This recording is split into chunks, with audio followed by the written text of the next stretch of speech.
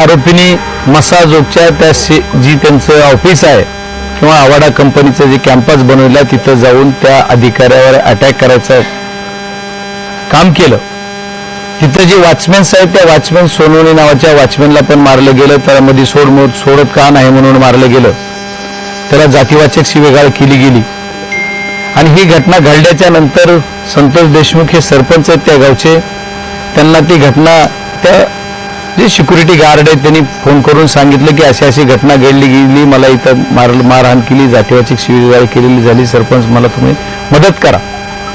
सरपंच असो पोलीस पाटील असो त्यांचं नियमाप्रमाणे गावातील कुठलीही घटना घडली तर तिथं जाऊन त्यांचं संयमाने ते मिटवणे हे त्यांचं काम आहे. या दृष्टिकोनातून सरपंच तिथे गेले असता त्यांना पण तुम्ही इथं का आलात म्हणून मारहाण झाली गेली आणि त्या मारहाणीचे व्हिडिओ पण व्हायरल झाले गेले. मग सरपंच त्याच्यावर सगळे निघून घेऊन लोकांनी काही मध्यस्थी केली. सरपंचाच्या या दोघांच्या जी काही थोडाफार वाद झाला होता याच्या मध्यस्थी झाली. ही मध्यस्थी झाल्याच्या नंतर हे लोक तिथून निघून गेले. त्याच्यानंतर किंवा काही लोकांनी गावातल्या मॉब बघून गेले असतील समजा. याच्यानंतर यांना जातीवाचक शिवीगाळ झाल्यामुळं ती जी गार्ड आहे तिथला सोनवणे नावाचा तो आणि सरपंच स्वतः पोलीस स्टेशनला येऊन एक फिर्याद दिली गेली. पण ती फिर्याद घेण्यासाठी जवळपास 3-4 तास पोलीस स्टेशननं त्यांना बसवलं तरी फिर्याद त्यांची घेतली नाही. आणि त्यांनी म्हणत होते की आम्हाला जातीवाचक शिवीगाळ केली, तुम्ही तशी फिर्याद घ्या. पण आमच्या कर्तव्यदक्ष असणाऱ्या पोलीस डिपार्टमेंटनं तशी फिर्याद न घेता काहीतरी थातूरमातूर गुन्हा दाखल केला. आणि ती 6 तारखेच्या नंतर परत 7-8ला शनिवार रविवार आला आणि या सदरील आरोपींना त्या गुन्ह्यामध्ये 9 तारखेला त्यांनी अटक दाखवून जामीन दिली. आता हे असं का घडत होतं बीड जिल्ह्यात याचा शोध घेणं सर्वात महत्वाचं आहे. हे अशा घटना का घडतात की ती पोलीस स्टेशनला त्यांची जी जातीवाचक शिवीगाळ केलेली जी गुन्हा घेऊ नका किंवा साधाच गुन्हा दाखल करा म्हणून कुणाचा फोन आला हे तपासणं गरजेचं आहे. ही माझी मागणी आहे की त्या दिवशी 6 तारखेलाच कुणी फोन केला आणि कशावर यांनी साधी फिर्याद घेतली पोलिसांनी. आणि याच्यामध्ये PSI जे सस्पेंड झालेले आहेत ते त्याच्यामध्ये इन्व्हॉल्व होते का याचा पूर्ण तपास करायचा आहे. तर ते करताही आहेत. तर या सर्व गोष्टी करताना सोमवारी 9 डिसेंबरला ज्या दिवशी या आरोपींना जामीन झाली, जामीनवर सोडलं गेलं, त्या आरोपीबरोबर PSI आपल्याला दिसतात. त्याचे व्हिडिओ व्हायरल तुमच्या सर्व चॅनलनी पण केलेत. आणि हे सर्व झालं असताना एका हॉटेलमध्ये सरपंचाच्या भावांना पण ते हॉटेलमध्ये बसला असताना जवळ बोलून घेऊन बोललेला ते व्हिडिओ व्हायरल झालाय. त्याच्यातच कुणीतरी म्हणते की हा व्यावहारिक विषय आहे. मान्य व्यावहारिक आहे, पण सरपंचाचा व्यावहारिक विषय नाहीये. व्यावहारिक विषय करणारे कुणीतरी वेगळेच असावेत जर व्यवहारातून असेल तर. कारण हे खंडणीचाच विषय असल्यामुळे व्यावहारिक आहे. त्यांच्या म्हणण्यात तथ्य आहे. जे कोणी व्यवहारातून हे झालंय म्हणतात ना त्याच्यात ही तथ्य आहे. ते कसं तथ्य आहे तर त्यांनी हे व्यवहारातून झालं याचा अर्थ त्यांनी वेगळा घेतायत. पण आमच्या दृष्टीने त्यांचं म्हणणं वेगळं असावा. आणि या सर्व गोष्टी करत असताना 9 तारखेला त्यांनी सोडल्याच्या नंतर PSI पाटील नावाचे जे आहेत त्यांच्यासोबत ही आरोपी होते. मग हे आरोपी त्यांच्यासोबत असताना PSI पाटील त्यांना काय प्रोटेक्शन देत होते किंवा काय कट रचित होते या कटामध्ये तेही सामील होते का असा मी पहिल्या दिवसापासून जी मी 9 तारखेला संध्याकाळी बाईट दिली तेव्हापासून सांगतोय की ही जी PSI आहेत हे याच्यामध्ये सहआरोपी झाले पाहिजेत. आणि माझ्या त्या म्हणण्याला ग्राह्य धरून म्हणा, तपासाचा भाग म्हणून म्हणा, त्यांनी त्याच्या सहआरोपी त्यांना केलं गेलं. त्याच्याबद्दल पोलीस डिपार्टमेंटचे मी आभार मानणार आहे. पण पोलीस डिपार्टमेंटचं मला हे कळत नाहीये की त्यांनी 9 तारखेला ही घटना घडल्याच्या नंतर त्याचा राग मनात धरून जी 6 तारखेची घटना घडली, 9 तारखेला यांना जामीन झाली. सरपंच त्यावेळेस लातूरला गेलेले होते. लातूरून आल्याच्या नंतर केजच्या धारूर चौकापासून त्यांच्यावर पाळत ठेवली गेली आणि त्यांच्या मागं पुढे गाड्या ठेवून त्यांना अडवून संतोषला गाडीतून बाहेर काढून मारीत बाहेर काढलं. असं साधं नाही काढलं. आणि 3 वाजून काहीतरी 27 मिनिटाला 25 मिनिटाला घटना समजा 3:30च्या दरम्यान थोडी 10-5 मिनिटं अगोदर अशी घडली आणि त्यांना उचलून नेलं गेलं.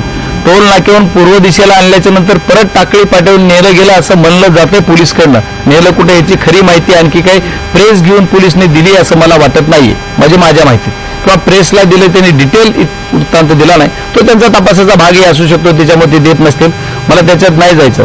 पण मला ज्या दिवशी 4:30 वाजता माझा PA इथून फोन करत होता की अशी घटना घडली, असं सरपंचांना किडनॅप केलंय, माझा हाऊस चालू असल्यामुळे मला थोडं कॉन्टॅक्ट होत नव्हता. हाऊसमध्ये असल्यानंतर रेजितनं मी ज्यावेळेस बाहेर येईल जसा मेसेज मला मिळाला तसा मी प्रयत्न करत होतो.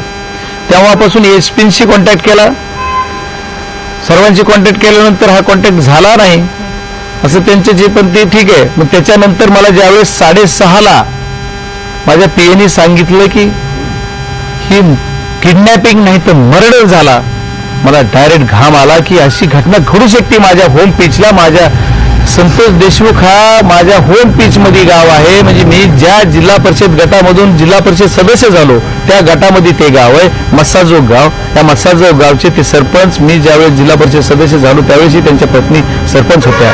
एवढा ऍक्टिव्हिटीने काम करणारा हा मुलगा 10 वर्ष झालं राजकारणामध्ये पदावर, त्याच्या घरामध्ये पद आहे. एवढं काम करणार, कधी राजकारण कुठल्या गोष्टीत न आणणार, ठीक आहे. राजकीय एका गटाशी एका पक्षाची त्याची अटॅचमेंट जरी असली तरी पण तो खूप सुंदर काम करणारा, कुठल्या जातीय दंगलीत नाही, जातीयतेमध्ये नाही, कुठल्या राजकारणात फक्त राजकारण करणारा नाही.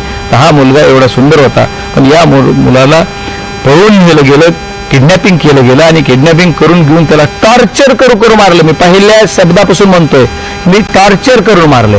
ह्याच्यावर कुणी गांभीर्याने घ्यायला पाहिजे की त्याला, ठीक आहे, कुठे गेले कोणतरी म्हणतो, कुठे कुणाला हत्या केली, कुणाला गोळ्या घातल्या, ठीक आहे, त्याच्यावर करेक्ट काय जे असेल तो मुद्दा वेगळा असेल त्यांच्या पद्धतीनं, पण करताना टॉर्चर करू मारलंय. तू असं करशील का, तुझं करशील का, म्हणजे त्याच्या जे PM रिपोर्ट आला, PM रिपोर्टमध्ये 56 जे वन आहेत त्या 56 वनावर एकावर एक किती झाले असतील, पण एक वन झाला तर त्याच्यावर आणखी किती झाले असते. पण त्यांच्या जी प्रथम दर्शनी त्यांच्या अहवालामध्ये आलेले 56 ठोके पडलेले आहेत. म्हणजे कुठं कोणच्या डोळ्यावर लागला असेल, कुणी पाठीवर लागला असेल, कुठं पोटावर लागला असेल, फासोळ्या मोडलेल्या आहेत. एवढं टॉर्चर करू सारखे गुडघे छातीवर ठेवून त्याला बरगाड्या मोडल्यात. एवढं टॉर्चर करू मारायचं काम केलंय. म्हणजे असा काय गुन्हा केला होता त्याने फक्त एका त्याच्या गावच्या वॉचमॅन जो आहे त्या वॉचमॅनला मदत केली आणि पोलीस स्टेशनला येऊन गेला, हाच त्याचा गुन्हा होता का, त्याच्यामुळे यांनी एवढं मारलं गेलं. या गोष्टीचा तपास करणं सर्वात महत्वाचं आहे. ही मी म्हणतो की ह्याचा क्रम असा आहे. या क्रमातून त्यांना SP साहेबांनी त्या दिवशी रिस्पॉन्स दिला नाहीये. मी त्यांना किती म्हणले, रिस्पॉन्स जर मिळाला असता मला आणि लागलीच जर त्यांनी 3:25ची जर फिर्याद लगेच 4 वाजता दाखल झाली असती, त्यांच्या मागे गेले असते, लवकर जर झालं असतं तर ते यायला लागले. त्यावेळेस त्या काटणीमध्ये माझा दुसरा मुद्दा ज्या मागणीमध्ये जी मी जशी पहिली मागणी की या काळात जसा 6 तारखेला कुणाचा फोन आला, ही पोलीस स्टेशनच्या PIची CDR काढा. दुसरा मुद्दा माझा आज आहे की 9 तारखेला ही घटना घडल्याच्या नंतर सरपंचाच्या भावाला कोण बोललं आणि पोलीस स्टेशनला कोण बोललं, तिथं बनसोड नावाचे PI आहेत, त्यांना कुणाचा फोन आला, बनसोडचा सुद्धा CDR काढा. खरा तपास करायचा आहे ना. महाजन साहेबाला कुणाचा फोन आला, पाटील कुणाच्या संपर्कात होते, या तिघांचे पण CDR काढा. या सर्व गोष्टी तुम्हाला उघडकीस येतील. त्याच्यानंतर तिथं आणखी केज पोलीस स्टेशनला ह्या गोष्टी थांबत नाहीये, फक्त SPची बदली झाली. मी कौतुक करणारे, आभार मानणारे, पण या सर्व गोष्टी करतात. नवीन SP जॉईन झालेत, मी त्यांच्यावर पण बोलणार आहे पुढे.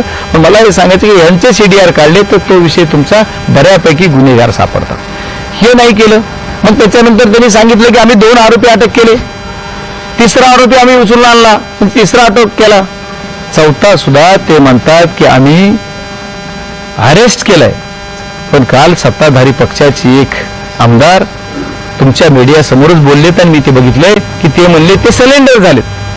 सत्ताधारी पक्षाचे आमदार म्हणतात सिलेंडर झालेत, मीडिया तर काहीच बोलत नाहीये म्हणजे या बाबतीत, आणि पोलीस यंत्रणा म्हणते की आम्ही अरेस्ट केलंय. मग याच्यामध्ये तफावत काय ती, मग खरं काय, अटक झाली की सिलेंडर झालेत? आणि मग सिलेंडर झालेला जो आरोपी 4था आहे तो दोन्ही गुन्ह्यात आहे, खंडणीत पण आहे आणि 302 काय मर्डरचा जो कलम आता नवीन लागलेला असेल त्या नवीन कलमामध्ये त्याच्यामध्ये आहे. मला हे सांगायचं की ह्या सगळ्या गोष्टी घडत असताना आणि खंडणीचा गुन्हा मग तुम्ही त्या दिवशी दाखल करून घेतला नाही 9 तारखेला किंवा ज्या दिवशी 29 तारखेला, हा गुन्हा नंतर परत पुन्हा 10 तारखेला संध्याकाळी होतोय आणि ते SP येतात, ते सुद्धा पोलीस स्टेशनला दाखल होत नाही असं म्हणतात. सुरुवातीला कुठे येऊन दुसरीकडे बसून टाईप करून म्हणजे किती दहशत आहे. हे कुणाची दहशत होती हे सुद्धा PSI आणि PIनी सांगितलं पाहिजे. SP स्वतः येऊन तो गुन्हा दाखल केला. ठीक आहे, त्यांचं कौतुक आहे, आपण त्याच्याबद्दल माझं काय म्हणणं नाही. जी घटना घडते त्याच्यावर केलं पाहिजे. या सर्व घटनेतून मग ही क्रम का चुकवले गेलेत. आणि आज सुद्धा एकच सर्वात महत्वाचा बीड जिल्ह्याच्या सर्व जनतेला वाटतंय की संतोष देशमुखच्या आत्म्याला शांती मिळाली पाहिजे. त्याच्या कुटुंबाला, आम्ही जी कुटुंबाच्या शेजारचे सगळे लोक आहोत, आम्ही बरोबरचे जी प्रेम करणारे लोक, त्यांची आमची सर्वांची एकच मागणी, त्या मारेकऱ्याला फाशी झाली पाहिजे, त्याला कठोर शिक्षा झाली पाहिजे. मास्टर माइंड कोण आहे त्याच्या सक्त शिक्षा झाली पाहिजे. एका दोघाला शिक्षा काय, ही शिक्षा झाली पाहिजे. ह्याचा खरा कोण मास्टर माइंड आहे, याला कुणी घडवलंय, याला शिक्षा झाली पाहिजे. आणि या सर्व घटनेची आपल्याला क्रमवार माहिती मी आतापर्यंत सांगतोय. पुढचा विषय असा की याच्यानंतर तपास आला, तपासातून पुन्हा 4था आरोपी जाता, 5वा आरोपी कधी अटक होणार आहे. आणखी परत आरोपी 3 आरोपी फरार आहेत. 5 नाही, 6 नाही, 7 नाही, हे 3 आरोपी कधी अटक करणार.